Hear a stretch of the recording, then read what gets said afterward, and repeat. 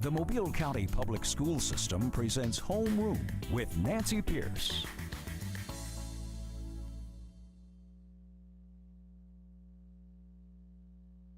Education supervisor for the Mobile County Public School System. Technology is one of my favorite things to talk about, and I'll bet it is yours too. So joining me today is David Ackridge. He is the executive manager of technology. I always want to give you another title. I have several. Okay. CIO, executive manager, Whatever. Technology director. But you're over technology, That's and right. that's the important That's thing. right. Good to have you. It's always so much fun to have you here. Well, you know, I watched the show. I've watched the last several weeks of the shows, and I was thinking when I was on there, I said, you know, I bet we're one of the guests that she has that's always got something totally brand new whenever, whenever we come on, because it changes so quick. It's crazy. It really is. It's crazy. I had a discussion with my son last night about, he's all excited about some new gaming technology that's coming out. And I told him it's such an exciting time because every 6 months or so, something new comes out and it's really groundbreaking. And, sure. Hard to stay up with, but it's an exciting thing. It is. It can get a little expensive if you want to keep changing things. Yeah, you want to keep track of the new technologies, especially if you buy it right after it comes out. It's very expensive. So. And then I feel really silly. I feel like I know a fair amount about technology, but then I have never in my life had an Xbox or a PlayStation, and I'm still not sure what they are. You know, I'm stuck on, I love Pac-Man. Oh, yeah. I like the old Pac-Man machines. Yeah. So, and you can get them on your computer, which is perfect. You just can't do them during a meeting or anything like that. That's right. Yeah. At least not out in the open. And yes, keep the volume down, whatever. Okay, well, let's talk about technology in our schools, because it is truly amazing when I think about our school system, the biggest in the state, 90 schools. What do we have? Well, you know. Maybe I should say, what don't we have? Yeah, what don't we have, really? You know, we've worked over the past 5 or 6 years to work on infrastructure. I think my team saw the future coming, that we knew that infrastructure was going to be the biggest part of it. Is that the most difficult part? Yeah, and you know, probably in reality, it's probably the most expensive part, the most difficult part, but good for us is that this is where the federal government has said we're going to assist schools in. Especially if you have low-income schools, or if you have low-income areas, we're going to help you by letting you apply for E-rate money. And what is E-rate money? You know, that term is spoken a lot, but I think a lot of people don't understand what is E-rate. Yeah, so basically the E-rate funding is a tax that's put on, and I know that's a terrible word sometimes, but it's a tax that's put on our phone bill. And so if you look down on your phone bill, it's kind of some kind of ambiguous name there. It says other appropriate tax or something like that. And normally on an average phone bill, it's about $1. Okay. And so what that's done is that's collected to the federal government. The FCC, the Federal Communications Commission, handles all of that money, and then they contract out a service called USAC, who works with schools and public libraries, and then it's actually sent out. You apply for the money, and then based upon your number of free and reduced students, the location of your schools, whether they're urban or rural, and all of the other aspects come into play, and then they decide whether you're like a 90% district, an 80% district. And what that means is, if you're a 90% district, then you pay for 10%, so you get 10% on the dollar. So oh my gosh. If you're buying a $40,000 piece of equipment, you're going to pay $4,000 for that $40,000 piece of equipment. What are we? We are, as a district, we are 79%, 78, 79%. That is a district as a whole, but then you have each of the individual schools are marketed and put together through that same formula. So if we buy district-wide for everybody, we're at 79%. If we buy purchases by the school, which is the way we do a lot of ours, 43 of our schools are 90%, and almost the other half of them are 80%. Okay. So it's huge discounts. And so since '07, we've spent about probably about $8 or $9 million in our matching portion, but we've received about $120 million worth of infrastructure. We couldn't do it without No, that. it's not possible, and a lot of the school districts that don't have the matching funds, and we've been very fortunate, Ms. Simpson and our CFO has saw fit to let us have that matching portion. And in my opinion, E-rate's probably one of the best taxes that we pay. It's screened very well, it's audited very well. We have to go by guidelines that are checked daily and yearly, and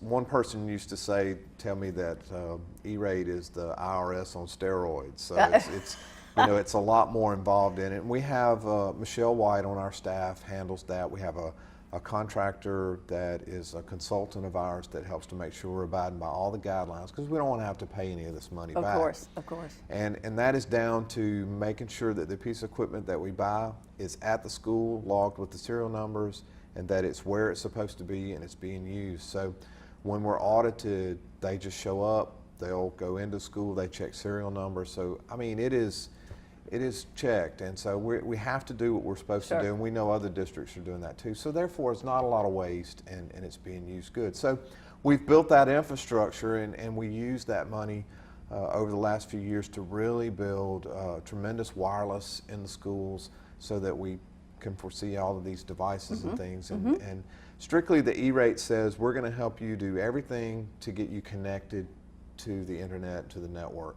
We're not going to buy computers, we're not going to buy devices for the students or the classroom, but we're going to do everything we can, and that includes paying for the services. You know, our bills per year without E-rate would be over $2.5 million to pay for the bandwidth and the network and the internet access that we have. But we pay, 21% of that is what we pay, and USAC pays the rest of that. So that's great. I mean, yeah, what would we do without it? Yeah, and one of the things that I love is that the Obama administration is talking right now. A lot of people have been scared over the last few years about, what if they do away with it? But the Obama administration is talking about revamping, but enhancing and making more use of it. And I think that's great. That's exciting news for the school districts. And I think that shows that we've used it properly, and that it's really making a difference. In that, and bipartisan, if you look at in politics, you look at Washington, it's a bipartisan agreement that this is a good program, and that we should expand it. So that usually means it's going to happen. Great, we like that. What kind of thing? We've talked about bring your own device. And it started on a small scale, but it's a lot bigger now. How many schools have bring your own device? We probably have about 21 schools now that's actively participating at different scales. Some schools have decided, hey, we're going to jump in, going to go K through 5, or we're going to go 6th, 7th, and 8th grade. Some schools have said, hey, I just want to take my 5th graders and I want to start there so they can get them ready for middle school. How's it doing? Well, just like everything else, it's been a learning experience. Sure. And it never turns out the way you want it to. Students have a way of educating you in what needs to be done. So, and Nancy, there's really not been a foundation for us to build off of. There's not been we couldn't go look at any one school district and say, this is how they've done it, we're going to model ourselves after that. So, a learning experience. Yeah, one of the things we like to say is you jump in head first without checking for stumps. You know? So, I mean, it's just... That can be dangerous sometimes, but it seems to work. It has worked. Yeah, so what we did was we thought, the first time we looked at or thought about BYOD, we were thinking, secondary schools, middle schools, high schools would be a great place. And of course, we started a pilot test at Burns Middle School, which Johnny Adams does a great job with the technology there, the principal there. He does an awesome job, and he's so excited about technology and how it can integrate, and he's been really a forerunner for us. And did a lot of testing with us, and was very patient with some bad equipment that we got, and worked with us very good there. But we didn't see a lot of other middle schools that wanted to jump on immediately. But one thing we did see was the elementary schools were ready to just dive in. Now that's interesting. Yeah, well, another way maybe it's not. We're about to take a break, so we'll come back, talk more about BYOD and a lot of other things. Yes. So we'll be right back. We'll see you in just a minute.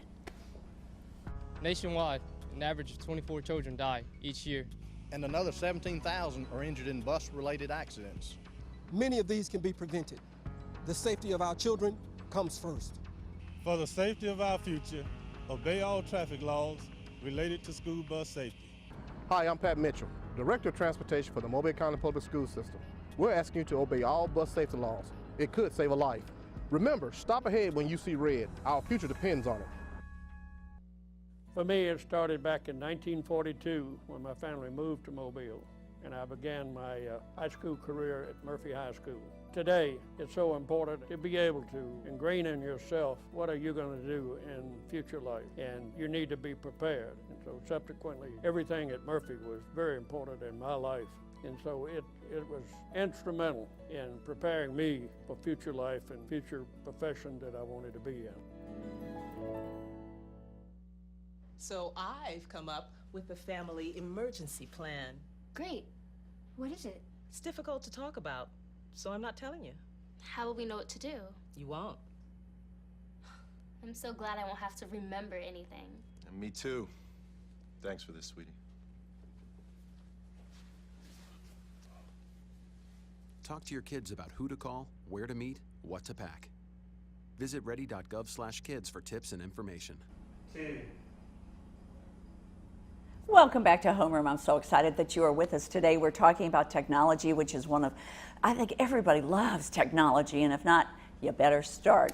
Joining me is David Ackridge. He is over our technology department, and we were just talking about BYOD, which is bring your own device, because BYOD, it's much easier to say, which we did have in a middle school. You thought that the middle schools and high schools would jump aboard, but instead it's been the elementary, but that, as a former elementary school teacher, that doesn't surprise me.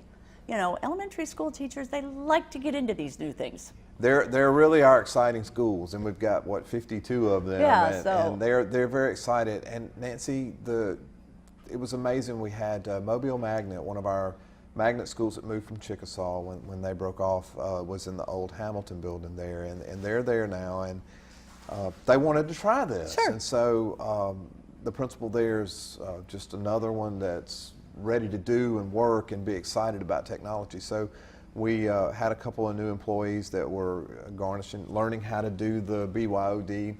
So we went over there, they started, they taught, went, educated the parents, did all the things, and it was amazing. The first day that they launched the BYOD, they had parents was bringing their kids to school that day and going, oh gosh, can I go to Best Buy? And they ran over to Best Buy and bought and brought it back and was getting them hooked up.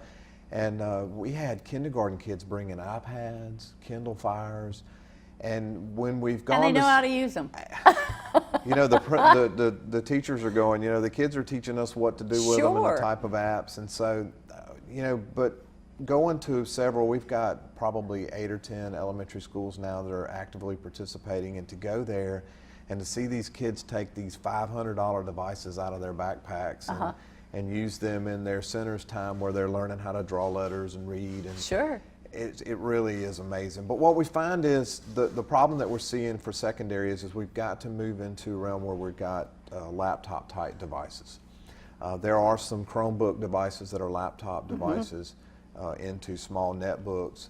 And we're going to have to get a system put in place for secondary where they can have an inexpensive device that they can purchase that would allow them to input, type, term papers, book reports, and things like that. Because you have a consumption device, which is tablets and phones and things that you're basically just consuming information off of, or doing games or doing some type of learning app. Those are consumption devices. Then you need input devices, and our older students, secondary students, need that.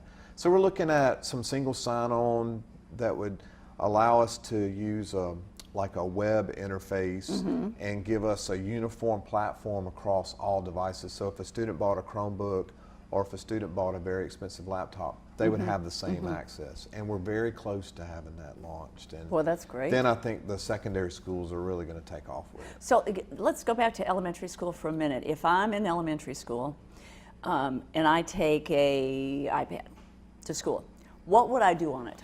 Well, so the elementary schools, what I've seen is they have the little centers that they move, like, you know, some teachers do interaction one-on-one with 4 or 5 of the students. Some of them go to the smart board, 3 or 4 of them, to Right. work on something, and they just kind of rotate. Mm-hmm.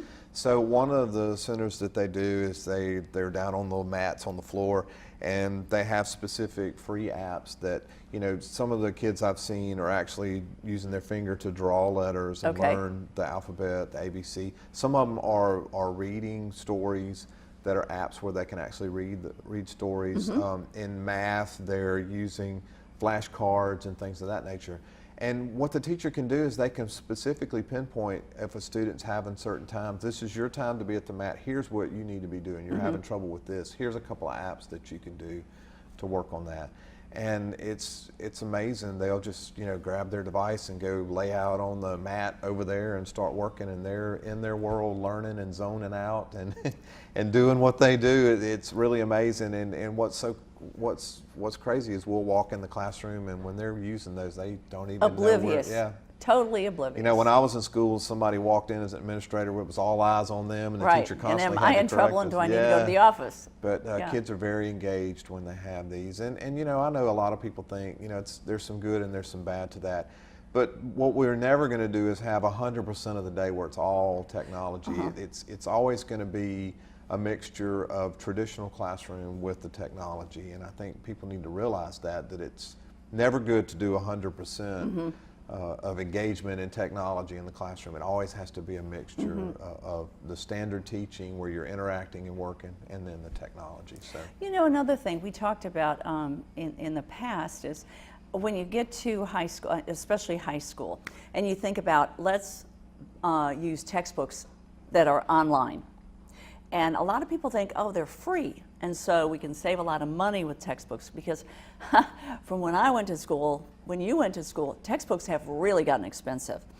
Are they free online? well, what we've found is that nowadays you can buy, like if we buy textbooks now, I think we just adopted the Math Common Core, and so we had to buy, you know, millions of dollars worth of textbooks, and of course our allocation from the state is not near about what it used to be. I think it's down from $75 a student To about 31 or 35. $31, and that's even up from where it was down a few years ago into the teens. So when we purchased the math curriculum, the books, you know, those books were, you know, $180, Right. $200 a piece now, and we got the online curriculum that goes with those books. But still, we had to purchase those books to get the online copy. And it's If pretty we- much the same. Yeah, so if we were to just say we're only going to purchase the online material, they're still going to charge us the full price for what we would pay for the books. So what you're doing is you're paying not for the book itself, you're paying for the time and effort and what was put into putting the books and the material together. You're not literally paying for the printing of the book. And so they're still going to charge you Right. for that material. And so you're either going to purchase the textbooks, or you're going to purchase some type of online learning program that you're going to lease or renew each year. So What's it's the- definitely not free. What is the upside, though, of having them online? Well, the biggest thing is you know, you have new revisions and new editions that come out, because once they release books, you know, inevitably, I can remember when I was in school, we would find errors in the book, and there would be some things, or things would change, you know, Sure. and then you can make those revisions now online, and the Right. schools can receive an upgrade on that. And then, you know, that's probably the single biggest. And then the kids that are bringing devices can have the book at home, and you know, now we have to pretty much buy a classroom copy, and then if they're going to And take they a stay copy there. home with you and I, it used Yeah. to be you had one book and you brought Oh, it back. definitely. And it's not like that Yeah. anymore. So if you have the books at home, the textbook on the computer, you take it home, you take it back to school. You always have it with you wherever And you go. wear and So- tear.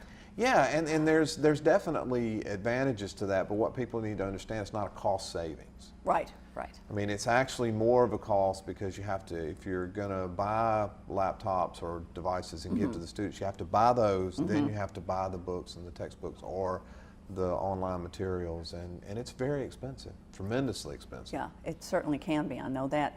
One other thing I really want to bring up is a lot of places are going to, they're buying a laptop for every one of their students. Now, we don't do that. They bring their own device. Give me the plus and minus. Well, obviously, the pros to purchasing a laptop for all the students. You know, everybody has a uniform device. Everybody's using the same device, and then standardization on your technology department is that, you know, regardless of, you know, what device comes in, you know what you're dealing with and working with, and also schools would purchase online books or software. You know that you're in a uniform device there. So if you purchase something that's going to work, it's going to work for all students. Right. Hold that thought. Yeah. And we'll be back in just a minute, so stay with us. I saw Mr. Tillman's class. Just that quick little 5 minutes I had with him made me think that I really wanted to do small engines. I just love tinkering with them, just a gearhead. Graduating from the Career Tech Center has allowed me to better myself, make more money, be more informed about the trade that I'm going to be in. I just feel like doing a trade is just better than working in an office or something. I have to be outside working with my hand or something. MCPSS Career Tech. Start your future today. It started for me when I went into the first grade, and then I went on to George Hall Elementary School, and from there to Williamson, where I graduated. The public school system, it had a great impact on me because not only did it prepare me academically for my future career, but it also prepared me for life. Because of its diversity of students and teachers, it really gave me a well-rounded education. So I've come up with the family emergency plan. Great. What is it? It's difficult to talk about, so I'm not telling you. How will we know what to do? You won't. I'm so glad I won't have to remember anything. And me too. Thanks for this, sweetie. Talk to your kids about who to call, where to meet, what to pack. Visit ready.gov/kids for tips and information. 2. And welcome back to Homeroom. I'm Nancy Pierce, and I have a wonderful guest with me talking about technology, David Ackridge, who is with us. And he works at the Mobile County Public School System in charge of technology. So we were just talking about the idea of having every student, giving every student a laptop versus having them bring their own device from home. And so we talked about some of the great things about having those devices in the school, and you know, that's not really something new. There's been a lot of school districts over the past 15, 20 years that's done a one-to-one laptop initiative where they purchased them. Now, the downside, and you have to understand, this is opinion, and this is you know, working with what we've experienced and what we've done here in Mobile County. The downside to that is that, you know, you do have a uniform computer. If you're buying that, you're forcing students to use this type of computer. Maybe they don't like that kind. Maybe they're not maybe they're not an IBM person. Maybe they're not an Apple person. Maybe they're not bringing the device that they're used to using and what they're comfortable with using. So that can be a downside. But I think the biggest downside is the cost. And it's not so much the initial cost, it is the sustainability. Right. The one big downside, there's actually 2 downsides to technology. It's expensive and it doesn't last very long. It sure doesn't. I mean, regardless of whether you're talking about technology that doesn't last long because physically it wears out or that it wears out its time as being upgraded. It needs to be upgraded to newer, faster, better technology. So those 2 things combined give a very, very short lifespan to technology. And then you put it in the hands of a high school student or a middle school student, you're exponentially shortening the lifespan of that, and you and I know that. Right. In a small test environment of one-to-one that we did here, we issued 400 laptops to students. And the very first day, we had one destroyed. I mean, it was brought back to me in a Ziploc bag. Oh boy. And so, and not on purpose, just one of those things. It's just, you know, it was you left put it on top of the car. We do that sometimes with a Coke can or a drink or something. Well, that's, you know, that's not bad. But when you have a computer that falls, But you know, and we find that humans are tend to going to take care of something much more. If you purchase it, you bring it and it's yours, as opposed to being given to you. So we noticed in the one quarter, we had like 35 of the screens that were cracked. We had a whole bunch of power cords that were missing, and it really cost a lot of money for us to sustain and work on those. So, you know, the thought of this district buying 60,000 devices and maintaining and keeping up with hundreds of repairs a week would just couldn't do it. It would just be beyond what we Right. can do. So that's definitely a negative. Now, the bring your own device, you're bringing what you have. The thing that you have to do to make a BYOD successful, you have to have the infrastructure. And as we talked about at the beginning of the show, we've done that. We do that. We have an infrastructure that will handle that. The second thing is you've got to have a uniform platform in the secondary so that all of the apps and things that you're using will work across multi-platforms. And that's not easy. We've conquered a lot of that, and we're going to conquer that, and we're going to be very successful in making that work in the classroom. So if you're planning to do a BYOD at a school district, you really need to plan the infrastructure, and then you have to work with the students. And what we're finding is the kids are giving us the ideas of how it can be used in the classroom. Boy, that doesn't surprise me, does it? They really do. I mean, they come up with great things. And that's exciting. And the teachers are very open to that. I think the new teacher of today is very open to having the kids interact and work. And let's learn together. And I think that's making a different classroom. Okay, now what about the future? We like to look into our crystal ball. Well, we've made some interesting purchases. We're a huge Microsoft district. We have Microsoft Office, and we use Windows, and Microsoft has moved to the cloud, and so this mysterious cloud Miss Peak always talks about. I know. Well, me too. Where is this cloud? I haven't seen it yet. It's really just kind of omnipresent. So but the Office with Word and PowerPoint, all that's been a very integral piece for us, and it's been very expensive. And so we've purchased an online agreement, yearly campus agreement with Microsoft. So now all our students have the cloud's version of Office 365. Okay. And so they each have a copy of that now. They're going to have a SkyDrive storage for storing things online. So in the classroom now, as the BYOD takes off, kids are going to be able to create, store things on the cloud. They have their own email addresses, so they'll be able to share documents back and forth. All of these things are going to tie together.